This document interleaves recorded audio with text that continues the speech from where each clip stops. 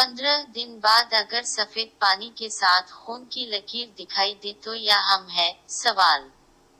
हिंदा को मसला ये है कि जब हीज आता है तो सफेद पानी के साथ खून की एक लकीर या नक्ता देखा देता है।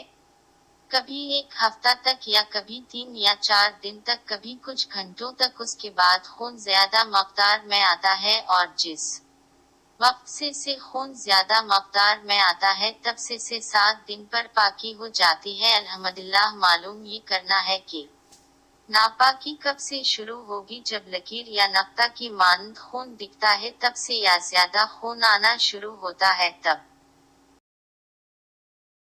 5, 14, 42 पिछले हीज से पाक होने के 15 दिन बाद अगर सफेद पानी के साथ खून की लकीर दिखाई देती है तो ये हीज ही शुमार होगा और 10 दिन के अंदर अंदर हीज शुमार होगा। अगर 10 दिन के बाद भी खून आता रहा तो पिछले महीना की आदत के मुताबिक हीज करार दिया जाएगा।